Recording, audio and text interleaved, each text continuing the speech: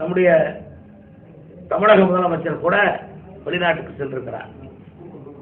வெளிநாட்டில் அதுவும் ஜெர்மன் போன்ற மிகப்பெரிய வளர்ந்த நாடுகளுக்கு சென்று நான் தொழில் முதலீடுகளை எல்லாம் கொண்டு வருகிறேன் என்று சொல்லியிருக்கிறார். பரவாயில்லை. இது எதனால் வந்திருக்கிறது? நம்முடைய தேசத்தை நோக்கி வெளிநாடுகளிலிருந்து தொழிலை கொண்டு வர முடியும் என்ற நம்பிக்கை எப்படி உருவாக்கி இருக்கிறது? அந்த நம்பிக்கையை உருவாக்கியவர் யார்? அது பாரத பிரதமர் நரேந்திர மோடி தான். இவர் இன்றைக்கு வேகமாக நான் போய் தொழில் அதிபர்கள் எல்லாம் சந்தித்து தொழிலை கொண்டு வரப் போகிறேன் என்று மார்க்கெட்டை கொண்டு செல்கிறார். முதலீடு ஏற்கனவே சொன்னதுல எல்லாம் 10% முதலீடு கூட வரல. கணக்கு போட்டு அதுக்கு சரியா சொல்ல முடியும். அவர் எந்தெந்த தொழிலில் எவ்வளவு முதலீடு வந்திருக்காங்க. கடந்த முறை அவர் சொன்ன அறிவிப்பு, அந்த அறிவிப்புல இதுவரை தொடரப்பட்டது என்ன?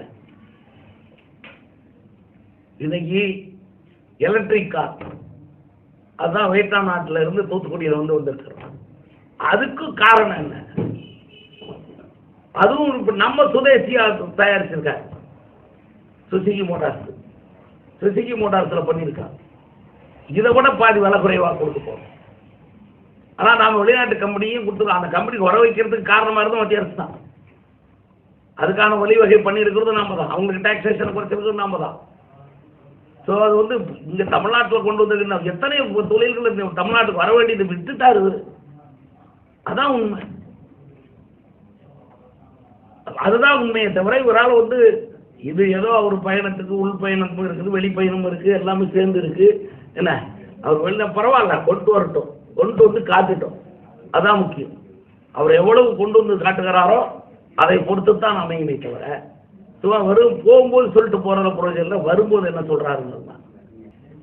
அவரும் பொதுவான தலைவர் தான். எம்ஜிஆர் அவரும் பொதுவான தலைவர் தான்.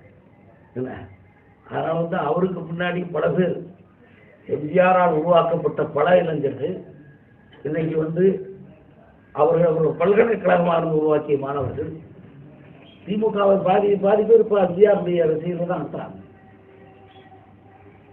முத்தாமி யாரு, செந்தில் பாலாஜி யாரு, ஏவா வேலு யாரு, என்ன முக்கியமான பாயிண்ட் பாருங்க. அவங்க திமுகவுடைய பிரெயின் இன்னைக்கு திமுகவே நடத்தப்படுவது எம்ஜிஆருடைய ஆளுமையில் தான்.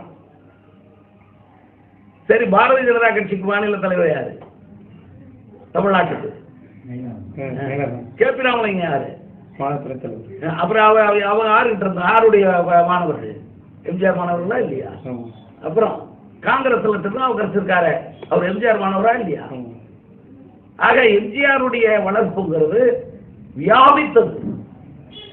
ஆக அது இப்ப இவரும் ஆனா எம்ஜிஆரை பார்க்காத விஜயும், என்ன அவர் எம்ஜிஆரை படிக்காத விஜயும், எம்ஜிஆரை பார்க்காத விஜய், எம்ஜிஆரை படிக்காத விஜய், எம்ஜிஆரை திருநாயில பார்த்தவர், அவரும் அதை விரும்புகிறாரு. விரும்பட்டும், தப்பு கிடையாது, வாழ்த்துறாரு. என்னை பொறுத்த வரைக்கும் என்னை அரசியலில் அறிமுகப்படுத்திய எம்ஜிஆருடைய படம் உயரமாக வைக்கப்படுகிற எங்கே வைக்கப்பட்டாலும் நான் அதை வாழ்த்துவேன்.